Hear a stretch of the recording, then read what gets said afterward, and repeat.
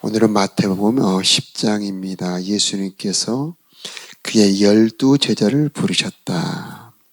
그들에게 더러운 귀신을 쫓아내며 모든 병과 모든 약한 것을 고치는 권능을 주셨다. 전도자들, 제자들에 대한 보배로운 말씀이 10장에 가득합니다. 1절에는 제자를 부르시고 권능을 주십니다. 그들의 이름이 2절부터 5절까지 쭉 나오고요. 5절에는 가지 말아야 될 곳, 이방인의 길로 가지 말고 사마리아인의 고을에 가지 말아라. 5절에 12를 내어 보내셨다. 사도라고 하는 뜻은 보냄받은 자라고 하는 뜻입니다. 6절에 이스라엘 집에 잃어버린 양에게로 가라. 어제 말씀에 9장 35절에 그들을 불쌍히 보시고요. 가련한 목자 없는 양처럼 불쌍히 여기시며 그들을 위하여 말씀을 가르치시며 천국 복음을 전하시고 그리고 그들의 모든 병을 고치셨습니다. 이제 그 일을 하는데 일꾼이 부족하니 추수할 일꾼을 보내주세요 하면서 12 제자를 부르십니다.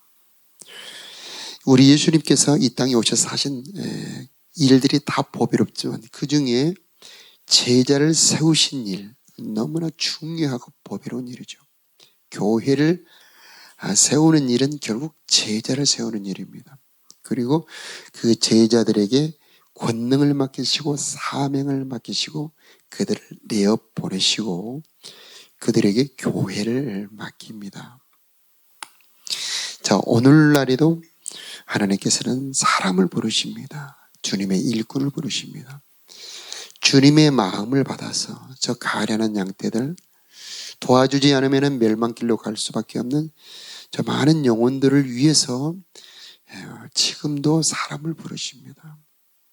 그래서 교회 안에서도 제자반 리더로, 교사로, 성가대로, 중보기도자로, 전도자로, 또 여러 가지 봉사자로 주님께서는 부르십니다.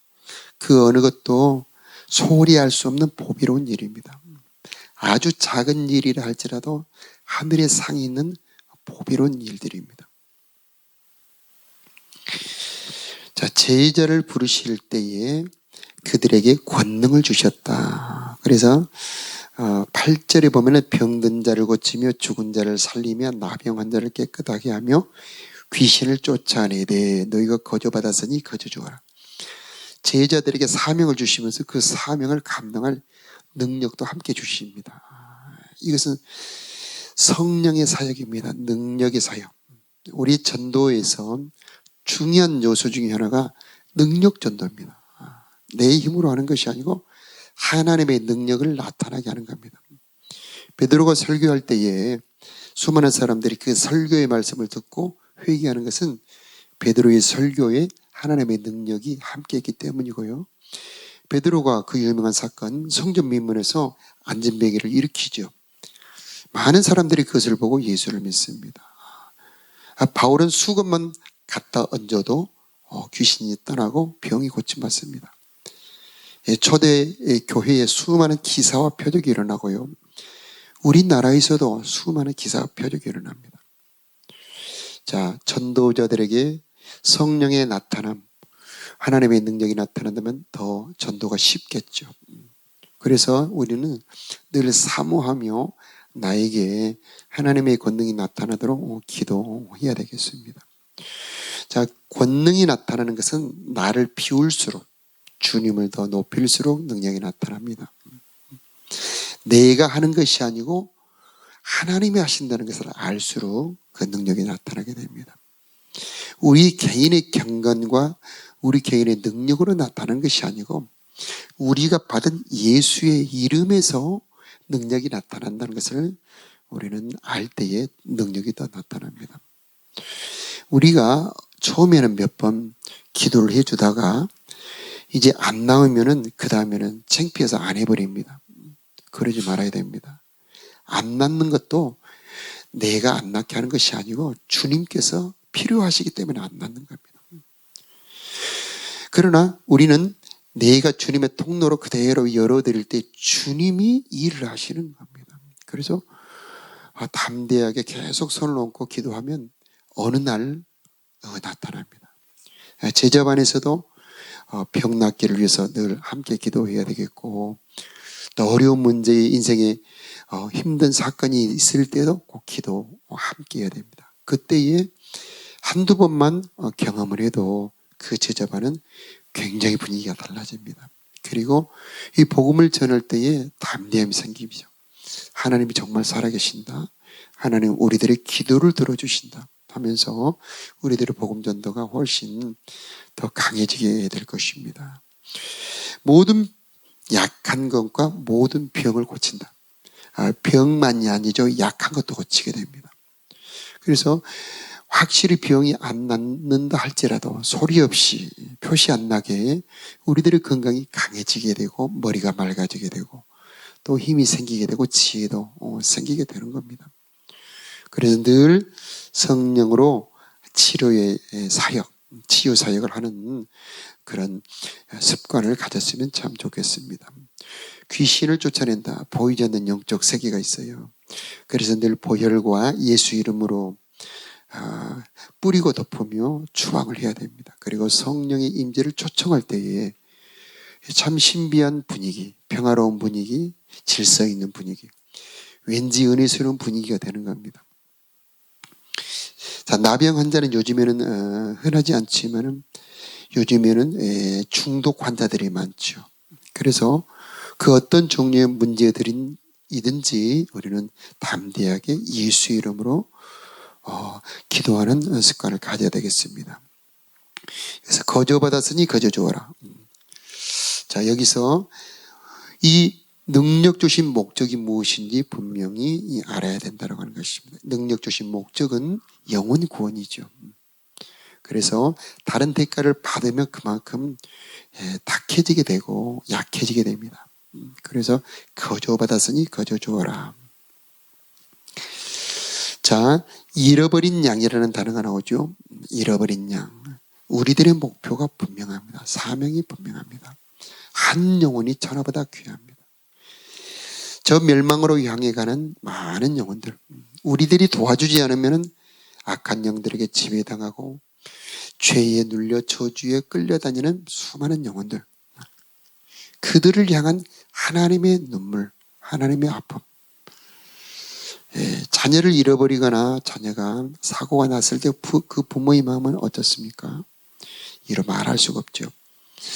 이 하나님의 마음, 저 죽어가는 많은 영혼들을 향한 주님의 마음, 불쌍히 여기는 마음이 이 전도자들에게 가장 첫 번째 요소죠. 그래서 늘 이제 그런 마음, 주님의 마음을 주시길 원합니다. 내가 그리스도의 마음을 받기를 원합니다. 그때에 주님의 그 마음에 사로잡혀 전도의 길로 갈 수 있게 되는 겁니다. 7절의 전파 내용이 분명하죠. 다른 말을 하면 안 되는 겁니다. 전도자는 오직 복음, 예수 그리스도의 말씀, 그때 능력이 나타납니다. 내 말 속에 말하는 일은 너희가 아니다. 말하는 일은 너희 안에서 말씀하시는 자 아버지의 성령이다. 그래서 능력이 나타나는 거고 우리들의 말에 힘이 있게 되는 겁니다. 전도자는 보냄받았는데 왕이 보낸 겁니다. 그래서 그 왕의 권세와 왕의 영, 성령이 함께하고 있습니다. 그래서 우리들의 복음 전도 주제, 천국이 가까웠다. 회개하라. 예수를 분명히 전해야 되는 겁니다. 자, 그때에 하나님의 역사가 일어나게 되죠. 자, 부름받았다. 소명의 보배로. 내가 리더로, 교사로 부름받은 것이 얼마나 보배로운가. 성가대로, 중보기도자로, 전도자로 부름받은 것이 얼마나 가치 있는 일인가를 우리는 알아야 됩니다. 사도로 부름받은 이 사람들이 얼마나 위대한 사람들이었는가. 요한계시록에 보면은 새 예루살렘 성이 나오죠. 거기 보면은 그 12지파, 야곱의 12아들 12지파의 이름도 기록이 되어 있습니다만은 그 기초석에는 바로 어린 양의 12사도의 이름이 기록이 되어 있습니다. 바로 베드로, 안드레, 야고보, 요한. 자, 이런 사도들의 이름이 천국의 새 예루살렘 성의 기초에 새겨져 있다는 말이죠. 그 어느 왕이요, 그 어느 부자가 그들의 이름이 그 영원한 하늘의 성에 기록이 됐겠습니까? 이 12제자들은 이름 없는 어부들이에요. 그 당시에 많았던 정말 이름 없는 많은 민초들, 세리, 죄인들, 젤롯당들. 자, 이런 많은 이름 없는 사람들을 불렀는데 그들이 너무나 영광스러운 사람들이 됩니다. 보배로운 존재들이 되죠. 예수님이 마태복음 19장에 이렇게 말씀하십니다. 우리가 모든 것을 버리고 주님을 따랐는데 우리가 무엇을 얻을 수 있겠습니까? 그때 예수님 말씀하시기를 세상이 새롭게 되어 하나님의 인자가 그 왕권에 앉을 때 너희도 이 12보좌에 앉아 이스라엘 12지파를 심판하게 되리라. 그렇게 말씀합니다. 이들은 영원한 나라의 권세를 가지고 영원한 나라를 다스리는 자들이 됩니다. 그리고 많은 사람들도 이들을 존경하죠. 대대 수십억의 사람들이 이들을 좋아하고 존경하죠. 그 이름 없는 사람들이 이렇게 영광을 갖게 되었던 것은 예수님의 부름을 따라갔기 때문이죠. 마태복음 19장에 보면은 부자 청년에게 너 가진 것을 다 가난한 사람들에게 나눠주고 너는 나를 따라와라. 그런데 그 부자 청년은 예수님의 그 소명을 못 따라갑니다. 예수님의 소명을 버리죠. 그러나 이 12제자들은 예수님을 따라왔던 사람들입니다. 우리도 주님의 부름을 따라가는 것이 그것이 보배롭습니다. 물론 우리가 생활을 위해서 여러 가지 직장 생활도 해야 되고 여러 가지 일도 해야 됩니다만은 주님의 일을 하는 것이 영원한 것이고 주님의 뜻을 순종하기 위해서 수고하는 것, 그것이 보배로운 것입니다.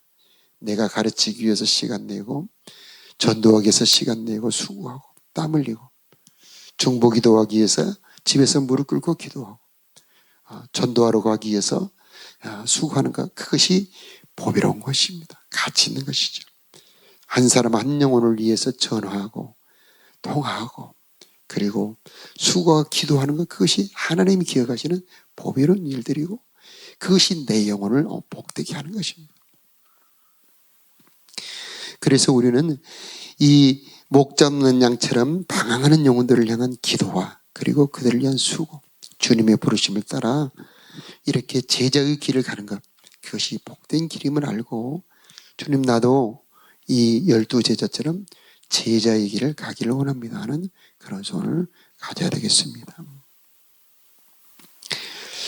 자, 9절에 보면은 금이나 은이나 동을 가지지 말고 여행을 위하여 배낭이나 두벌 옷이나 신이나 지팡이를 가지지 말라. 이는 일꾼이 자기의 먹을 것 받는 것이 마땅함이니라. 하나님의 사명받은 전도자들은 하나님의 공급이 있습니다. 일꾼을 부르면은 반드시 그 일꾼에게 먹여야 이 일이 되지요. 옛날 모내기를 하면은 그 집 아이들까지 와서 그 집에서 밥을 먹습니다. 저녁 때도 모내기한 그 집에 가서 저녁밥을 먹습니다. 하나님의 일을 하면 당연히 하나님의 공급이 있습니다. 예수님 약속하셨죠. 너희는 먼저 그의 나라와 그의 의를 구하라. 그리하면 이 모든 것을 너에게 더하시리라. 너에게 있어야 될 것을 하나님 아버지께서 아시느니라. 너희는 머리털까지 다 세신 바 되었나니 너는 많은 참새들보다 더 귀하니라. 이렇게 우리 하나님 약속해 주셨습니다. 자, 여기에 믿음이 필요하죠. 내가 주님의 일을 할 때에 주님은 나의 삶을 책임져 주시고 공구해 주신다. 이런 경험을 한 번만 해도 우리는 더 주의 일에 열심히 할 수 있지 않겠습니까? 자, 11절, 12절에 보면은요, 13절까지 이 전도자의 축복권이 나옵니다. 우리 11절, 12절 함께 읽어보겠습니다. 시작. 어떤 성이나 마을에 들어가든지 그 중에 합당한 자를 찾아내어 너희가 떠나기까지 거기서 머물라. 또 그 집에 들어가면서 평안하기를 빌라. 13절. 그 집이 이에 합당하면 너희 빈 평안이 거기 임할 것이요 만일 합당하지 않냐면 그 평안이 너희에게 돌아올 것이니라. 아멘. 내가 축복하면은 그 사람이나 그 집이 복을 받는다. 얼마나 신나는 일입니까? 그런데 그런 권세, 그런 축복권이 바로 우리들에게 있다. 전도자들에게 있다. 리더들에게는 그 제자반을 축복할 권세가 있고요. 목사님들에게는 그 교회의 모든 성도들을 축복할 권세가 있죠. 가장들에게는 가족을 축복할 권세가 있습니다. 하나님께서는 머리를 통해서 인도하시고 축복하게 되어 있습니다. 전도자들에게 하나님이 주신 권세, 축복의 권세, 마음껏 사용해야 되겠죠. 그래서 선교사를 보내는 나라 축복받고 전도자를 보내는 교회 복을 받고요. 그 다음에 전도하는 사람이 복을 받습니다. 우리나라도 그렇잖아요. 남한과 북한을 비교하면서 정말 이 남한이 이만큼 복을 받는 것도 우연이 아니고 하나님이 주신 복인데 바로 선교사 보내고 전도자가 많은 복이다. 이렇게 우리가 고백을 하죠. 하나님께서는 축복하는 자들의 축복을 들어주십니다. 여러분의 기도, 오늘 이 새벽에 와서 여러분 기도하실 텐데 축복 기도를 마음껏 하시기 바랍니다. 우리 자녀들도 축복하지만 또 여러 사람들을 축복하시고 제자반들도 축복하시고 또 이 나라도 축복하셔서 우리들의 축복을 들으시고 하나님이 복을 내려주실 줄로 믿습니다. 그 다음에 자 13절에 보면은 11절에 합당한 자를 찾아내라. 찾아내는데 합당한 자를 찾아내라. 여기서 그 전도자가 머물 집을 찾아내라는 의미도 있지만은 여기서는 함께 전도할 사람을 찾으라는 의미가 더 강합니다. 그래서 전도자가 낯선 지역에 갔을 때는 그 지역은 잘 모르죠. 그래서 바울이 자주장사 루디아를 만나죠. 어느 지역에 가면은 거기에 반드시 하나님이 함께할 사람을 준비를 해놓습니다. 브루스길라와 아굴라를 준비해놓죠. 함께 다니는 디모데도 준비를 해놓습니다. 하나님은 어디에 가든지 전도자를 위해서 사람을 준비해 놓으셨다는 것을 알고 그 전도할 사람을 찾아내야 된다. 그 사람이 믿는 사람일 수도 있고 안 믿는 사람일 수도 있습니다. 아무튼 그 사람을 찾아내서 그 사람과 함께 전도할 때에 우리들의 전도는 더 활기 있게 될 것입니다. 그래서 거점 전도. 그래서 가령 군대에서는 지휘관이 기독교인이면 정말 전도하기가 쉽습니다. 그 지휘관이 100번 밀어줍니다.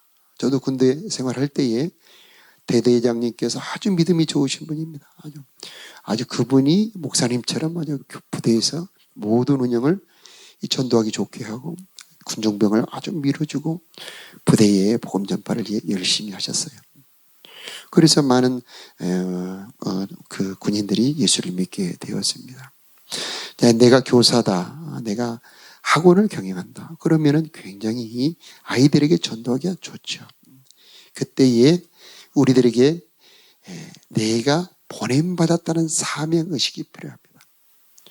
자, 예전에 기독교가 잘 전파되지 않았을 때에 결혼을 할 때에 내가 안 믿는 집으로 결혼을 해 가면은 내가 이 집안을 전도할 전도자다라는 사명을 가지고 우리가 결혼을 한다면 또 많은 사람을 전도할 수 있게 될 겁니다.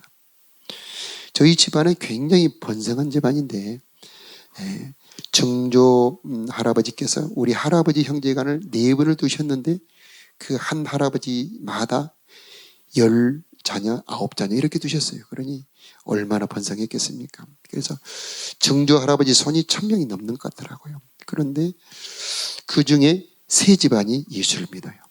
그런데 그 안 믿는 집안에 믿는 며느리들이 들어온 겁니다. 저희 할머니도 믿는 며느리인데 우리 집안도 아버지 형제간이 9남매인데 거의 다 예수를 믿습니다. 한 분이 믿음으로 들어오니 그 집안이 수많은 후손들이 예수를 믿죠. 그래서 우리 집안에 내가 전도자다. 그래서 내가 받은 모든 삶의 자원을 전도를 위해 쓰는 겁니다. 결혼도, 그리고 내 직장 생활도, 내 삶도, 내 생애의 모든 사건도 다 복음을 전하기 위해서 내가 노력을 하고 힘을 쓴다. 이런 마인드를 가졌을 때 우리들의 삶에 많은 전도 열매가 있게 될 것입니다. 그래서 너희는 그 중에 합당한 자를 찾아내어라. 거기 떠나기까지 거기 머물러라.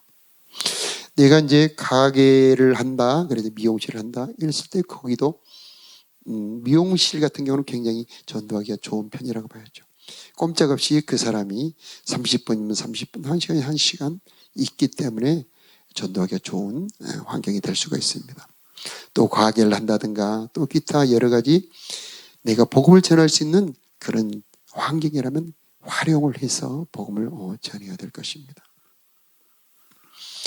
자, 14절하고 15절을 보면은요, 영접하지 않았을 때는 발의 먼지를 떨어버려라. 자, 전도자들에게 하나님께서 주신 권세가 뭐냐면 그들은 자기도 모르는 사이에 심판을 하고 있는 겁니다. 즉 하나님의 복음을 전했을 때 안 믿는 것은 자기가 스스로 심판을 받는 겁니다. 그래서 마지막 날 하나님 앞에 가서 그들은 할 말이 없어요. 전도자를 보냈는데 그들이 왕의 명령을 듣지 않았던 것이죠. 그래서 이 전도자들은 생명과 사망을 결정하는 엄청나게 중요한 일을 하고 있는 것입니다. 전도자들의 복음을 받아들이고 그들의 말을 믿고 회개하고 하나님을 믿는 사람, 예수를 영접하는 사람들에게는 영생을 얻는 것이고 그들을 거절하는 것은 곧 영생을 거절하는 것이 되는 겁니다. 이토록 이 전도자가 가는 곳은 너무나 중요한 운명을 결정하는 일이죠. 자, 그래서 우리는 힘을 다해서 우리는 복음을 전하는 일, 우리 온 교회의 사명, 우리 교회의 목표도 바로 전도의 사명 아니겠습니까? 또 내 인생의 사명도 복음 전파가 된다면 하나님께서 우리들의 삶에 더욱 은혜와 복이 임하게 될 줄로 믿습니다. 자, 하나님께서 우리 인생을 평가하실 때 열매로 평가하는데 그 중에 하나가 전도의 열매입니다. 그래서 달란트의 비유를 보면은 달란트를 남기는 종들에게 칭찬하지요. 이 달란트라고 하는 것은 그것이 돈이라고 볼 수 있겠습니까? 여기서 달란트는 바로 사람들의 영혼이라고 봐야 됩니다. 하나님께서 우리들에게 맡긴 것은 영혼이고 그 영혼을 우리는 더 많이 남겨야 되는 겁니다. 그래서 주님을 만날 때 하나님 내가 전도한 영혼들이 여기 있습니다 하고 주님 앞에 그 열매를 내어드려야 되는 것입니다. 그랬을 때 우리 주님께서 잘하였도다 착하고 충성된 종아 내가 작은 일에 충성하였으니 큰 것으로 내게 맡기리라 이렇게 칭찬하시며 영원한 상급을 얻게 될 줄로 믿습니다. 자, 바울 전도자 바울도 일생 푯대를 향해 달려갑니다. 그는 부름의 상을 위해 달려갔다고 그랬습니다. 그것은 땅 끝까지 복음을 전하려는 사명이었습니다. 전도자들에게는 상이 있습니다. 영광의 면류관이 있습니다. 그것을 의의 면류관, 생명의 면류관이라고 표현을 하고 있습니다. 많은 사람들을 옳은 대로 돌아오게 하는 자는 우리가 잘 아는 말씀처럼 하늘의 별처럼 빛나리라. 하나님이 인정해 주시는 겁니다.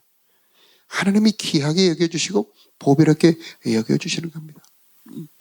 이번에 많은 비가 와서 사람들이 위험해지는 사람들을 이렇게 구출해 주는 사람들이 있죠. 그러다가 군인이 한 명이 순직하기도 했습니다만은 자, 우리 자녀들이 정말 위험한 곳에 있을 때 거기를 건져준다. 얼마나 그 부모 입장에서는 고맙겠습니까? 하나님께서 전도자들을 귀하게 보십니다. 그들이 가는 걸음걸음 주목하고 계시고 그 현장에서 그 주님을 경험하게 되는 겁니다. 거기서 성령이 나타나게 되는 겁니다. 주님을 깊이 경험하고 은혜를 더 경험하는 건 바로 전도 현장이죠. 그래서 오늘 기도의 제목 하나님 내 평생 이 영혼 구원 복음 전도가 사명이 되기를 원합니다. 주님의 마음, 전도자의 마음을 나에게 부어주시어서 이 사명의 길로 달려가도록 은혜 베풀어 주시옵소서. 자, 이런 기도하는 이 새벽 되었으면 좋겠습니다.